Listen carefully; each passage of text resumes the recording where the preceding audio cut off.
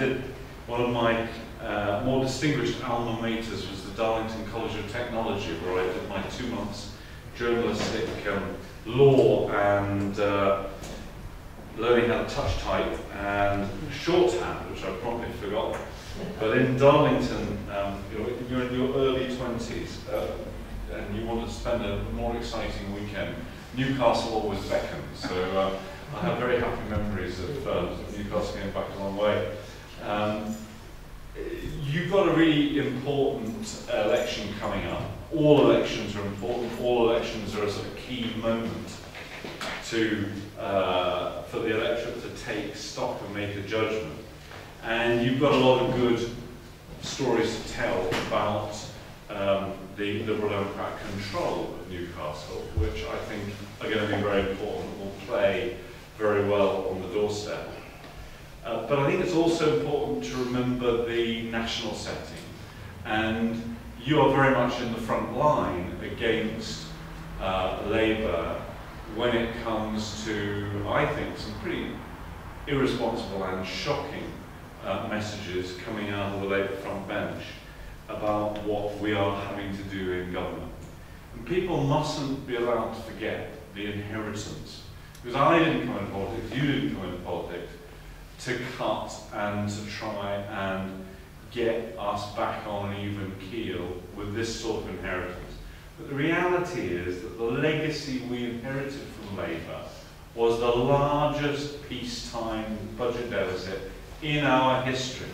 Never before, any point of British economic history, we had a peacetime deficit of the scale of the one with which we're having to grapple. And if you also look at every single other of the 20 leading industrial countries, there is not a single one that is facing a budget deficit of the same scale as the one we're facing. And if you believe Ed Balls and the Labour Party, what they're telling us is, yes, we would also be cutting the deficit, although you don't actually hear any proposals from Labour that specifically would cut the deficit, and you hear an awful lot of proposals from Labour about how they would spend more money than we're spending. But most crucially, what they actually say is that we're going too far, too fast, and their proposal would be to cut by about half as much, they say.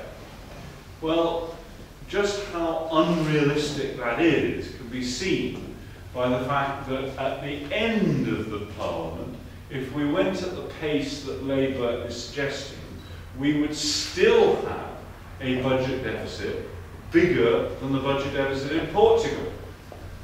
And you do not need to be a close student of the financial pages to realise that the Portuguese Prime Minister has just had to resign. The Portuguese interest rates are now over 12%, and that the Portuguese economy is going into a double-dip recession. Now, it doesn't seem to me that that, as a prospectus, is something that most people in Newcastle or anywhere else in the country would regard as a success. And if we want to have a steady, secure recovery, it has to be based on an understanding of what we can get away with on financial markets. And we clearly cannot get away with what the Portuguese have just not got away with, which is a budget deficit the size that Labour is actually saying we ought to run at the end of this period. So I have absolutely no doubt that what we had to do last summer in announcing an emergency budget with £6 billion of cuts in year was essential if we were to get back on track. And people forget that the day after the general election was the peak crisis for the Greeks. The Greek sovereign debt crisis hit its most intense period the day after our general election, and that weekend every single finance minister from all across Europe, including Labour's Alistair Darling, went to Brussels to agree a major rescue package for the economies that were being buffeted by the financial markets. And that was the backdrop to the negotiations which we went through with both Conservatives and Labour on what should be the programme for government. And we had the Permanent Secretary of the Treasury, the Cabinet Secretary, the Governor of the Bank of England, all offering us advice, which I have to say we didn't need, because we were able to read the financial papers for ourselves, that this was a very serious matter, and if, by the way, we could possibly get our coalition negotiations sorted out so we had our programme for government ready for when the financial markets opened on Monday morning, that would be the safe option. That was what we were being told. So don't let Labour get away with it. We were left with a hell of a mess to clean up. You're aware of having to clean up a Labour mess in Newcastle. We had exactly, at national level, exactly the same problem. And we have had to clear up that mess. I think it is a point that we have to go on stressing. Let me make another point about Labour. Labour were in for 13 years. And during those 13 years, they had ample opportunity to display the values that they say were important in their politics. For example, values of fairness. But those of you who are pensioners will remember the 70p a week pension increase that Labour put forward. Now contrast that with what we have been able to announce in the coalition government, which is that we are re-establishing the link between the state old age pension and earnings or prices, whichever is the higher. So there'll actually be a guarantee that the pension will not fall behind again in the same way that it did under Labour. And that seems to me to be a mark of fairness that we didn't see from the last government. Take another example. Since we got in, we've had 2 budgets, and in those 2 budgets we've announced and have been able to take 1.1 million people out of income tax altogether, including, by the way, nearly 50,000 just in the northeast in this last budget.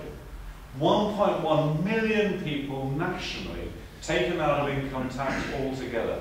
Contrast that with what Labour did in abolishing the 10p starting rate of income tax, which actually left a lot of low-paid people paying more income tax than they were paying before. And whether it's on those hard-nosed economic matters, on income tax, for fairness, pension, or whether it's, for example, on the civil liberties agenda, where Labour were talking about detaining people without charge, or wanting to detain people without charge for a maximum of 90 days. Those of us who remember habeas corpus was meant to be 1 day before you knew in front of a magistrate what you were charged with, so that you could actually rebut it if you were unfairly accused of something. Labour were proposing that we lock people up for 90 days without even knowing why. And one of the first things we did was take down the 28-day period that they'd established back down to 14 in special circumstances of somebody accused of terrorist offences, and a whole array of other key measures through the Freedom Bill which will gradually re-establish many of the civil liberties that were eroded under the last Labour government. Take the green agenda, energy and climate change, and indeed environment. People forget that after 13 years of a Labour government, we were 25th out of 27 European Union member states for renewable energy. 25th out of 27. There are only 2 European member states out of 27 which had a worse record than us, and that was Luxembourg and Malta. That was, why is it always Malta? It always seems to be Malta. It's astonishing that Labour has left us with this, and they go around parading, saying that they're the green ones. Well, do us a favour, just look at the track record. We are now, on energy and climate change, on renewable energy, which is so crucial for the future of this region. Clipper already making wind turbines here.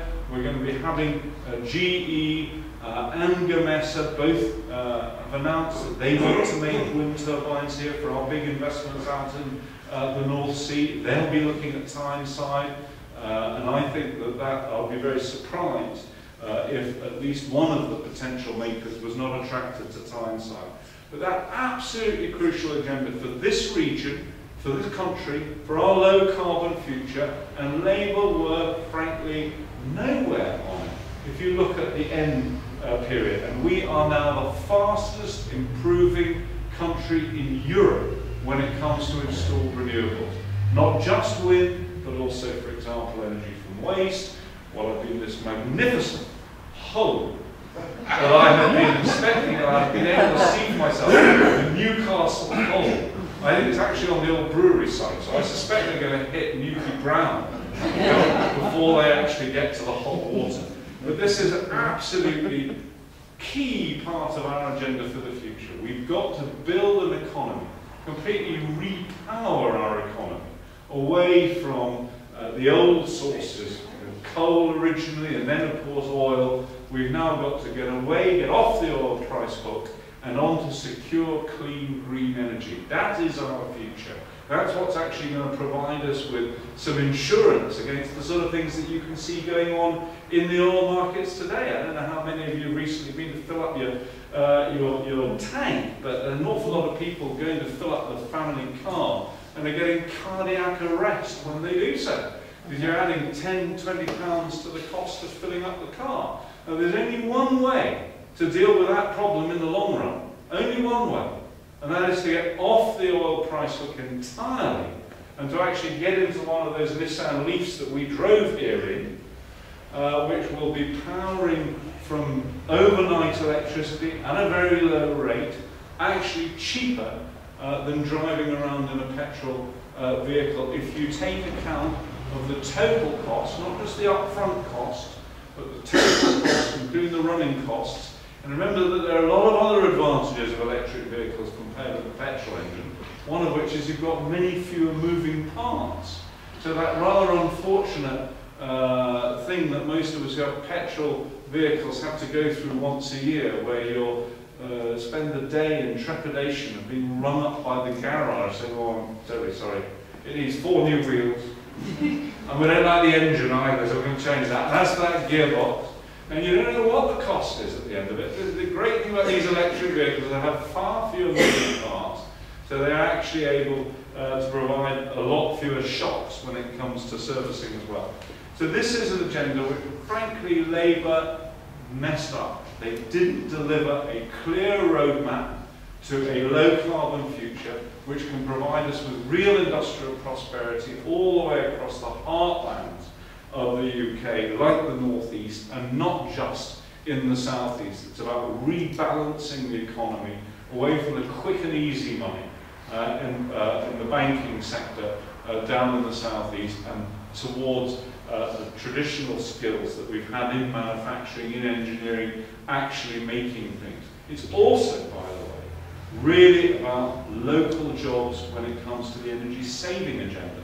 Next year, October 2012, we will be introducing the Green Deal. Businesses like B&Q will be going into your home, providing a complete refit so that you can save energy. British Gas pilots are suggesting that could be so successful we'd be cutting our energy bills by 44%. And out of the savings on those energy bills, the businesses that are doing the refit will get their return on investment. They'll get their capital back over a long period, over 20 years. So the householder wins, the tenant wins, because they're going to have lower energy bills. The businesses are winning because they're getting in there, they're making their profit out of the lower energy bills, and that is going to create hundreds and thousands of jobs. At the moment, there are 27,000 people employed in the energy installation industry right the way across this country. Within 4 years, that's going to be up to 100,000 across the country, 4 times as many. And at its peak, when we're going into every single one of the 26 million homes in this country to make sure that they're fit for 2050 and that we can really cut those energy bills way down, it's going to be 250,000 people employed in this industry. This is an immensely jobs-rich industry, and it's going to be everywhere.